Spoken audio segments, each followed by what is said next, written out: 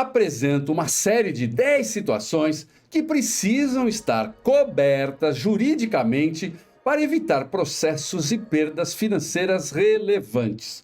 Vamos falar de como tratar no contrato do atraso na entrega do projeto causado por doença. Ou vamos falar também do cliente que assina o contrato, recebe o estudo preliminar e desaparece. Vamos abordar o cliente que desiste depois de iniciar o trabalho e também do cliente que te processa por erro do empreiteiro. E será que mensagens do WhatsApp configuram prova? E vender projeto online? Entenda os riscos nesse tipo de operação e como se proteger. Então assiste até o final, porque a coisa é séria. Mas antes eu peço o seu like, que é a maneira de você reconhecer o esforço para produzir esse conteúdo. E se você ainda não se inscreveu aqui no canal, faça isso já, e assim você recebe as novidades que a gente publica todas as semanas. Em contratos de prestação de serviços de arquitetura e de interiores, é indispensável a produção de provas documentais que demonstrem que as etapas do trabalho foram aprovadas, entregues e aceitas pelo cliente, assegurando a execução fiel do que foi pactuado. Veja o que deve ser documentado: briefing e programa de necessidades assinados, aprovações parciais de plantas, perspectivas 3D, layout e memorial descritivo, registros de revisões e alterações solicitadas pelo cliente. Olha também a assinatura na entrega final com um termo de aceite. E se você for contratado para a etapa de execução da obra ou reforma, elabore relatórios de progresso e decisões tomadas, e em todos esses documentos colha a assinatura do cliente. Pode ser via digital, mas esses registros formam o chamado lastro probatório, que é o conjunto de evidências que demonstra a execução fiel do serviço. Não precisa ter no contrato uma cláusula específica por atraso na entrega do projeto por motivo de doença, para que você possa estar protegido. E não depende também de uma previsão contratual. Mas veja como você deve agir. Primeiro, comunique imediatamente, avise o cliente na hora por escrito. Segundo, comprove, apresente atestados médicos para provar sua incapacidade. E terceiro, negocie definindo um novo prazo de entrega ou faça um distrato amigável. O segredo é agir com transparência e documentar tudo. O cliente assina o contrato, recebe o estudo preliminar e desaparece. Meses depois, ele reaparece querendo continuar o projeto, mas a sua agenda já mudou completamente. O que fazer? Sem cláusulas de suspensão ou de multa por atraso nas deliberações, o profissional fica sem base para reorganizar prazos e buscar compensações financeiras. O arquiteto pode incluir uma cláusula de suspensão que determine, por exemplo, o prazo máximo de paralisação por parte do cliente. Se esse prazo for ultrapassado, o contrato pode ser encerrado ou reajustado ou prever uma multa, incluindo nova proposta de honorários e cronograma atualizado. O arquiteto fechou um contrato de reforma, recebeu o sinal do cliente e agora o cliente quer desistir e pede o dinheiro de volta. O que fazer? O Código Civil diz que se o cliente desiste do contrato, ele perde o sinal pago, também chamado de arras.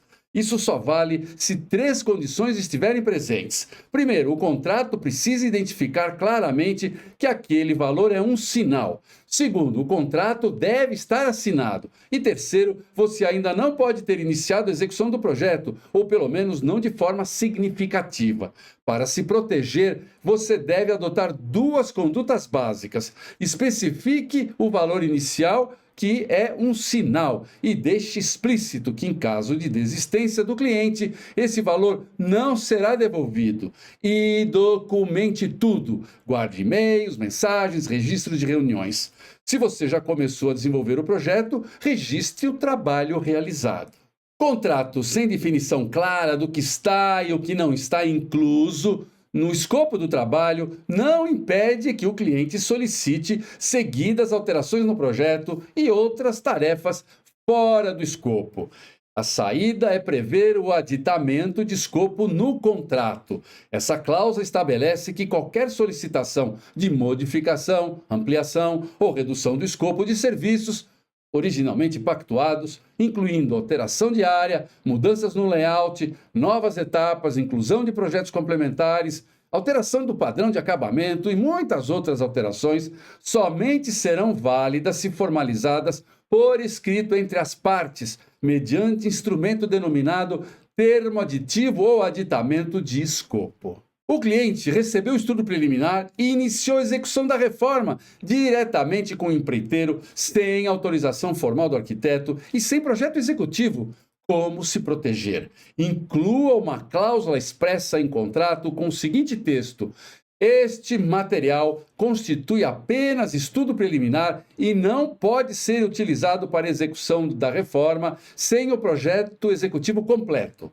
Adicione ainda nas plantas a observação: material não autorizado para execução. Entregue os documentos, sempre solicitando a assinatura do cliente em um termo de entrega específico para cada etapa do projeto. Durante a reforma, o empreiteiro trocou o tipo de impermeabilização da laje que foi especificado e não avisou o arquiteta. Resultado: infiltração geral no dormitório e no banheiro. O cliente processa a arquiteta. Pelo Código Civil, o arquiteto responde por danos se houver erro de projeto ou negligência técnica. Mas quando o problema vem da execução da obra, a responsabilidade é do empreiteiro.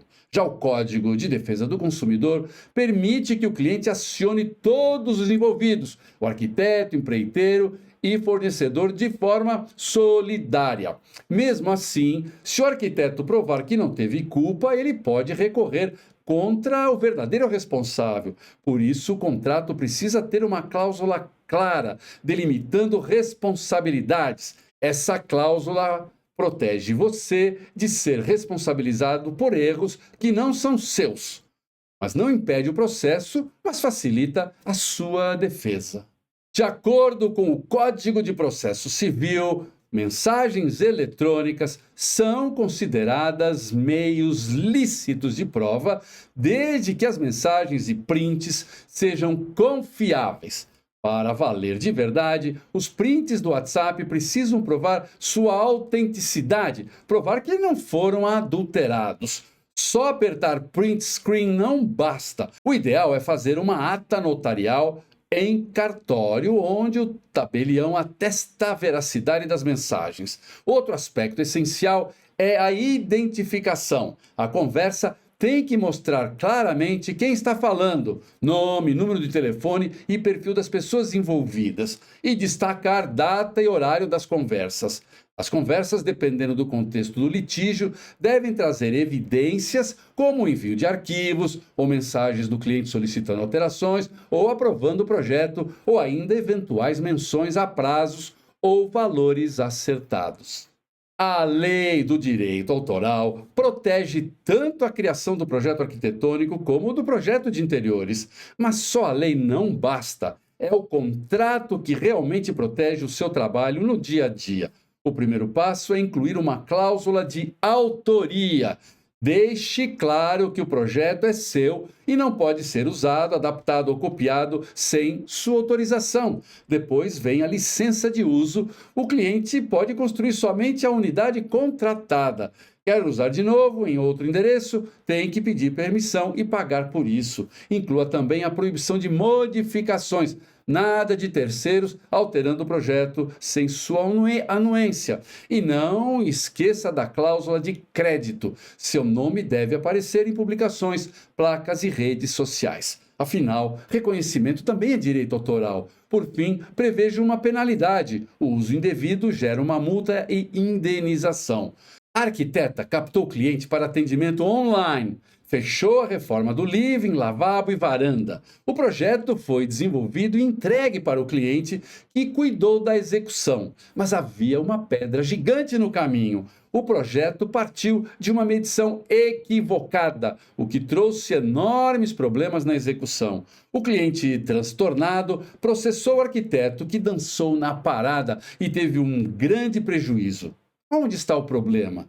O arquiteto confiou nas medidas enviadas pelo cliente na ausência de uma planta. No contrato do arquiteto não havia uma cláusula que deixasse claro que a responsabilidade pelas medidas era do cliente. E também não havia uma cláusula com a recomendação para o cliente contratar um profissional qualificado para realizar o trabalho de medição.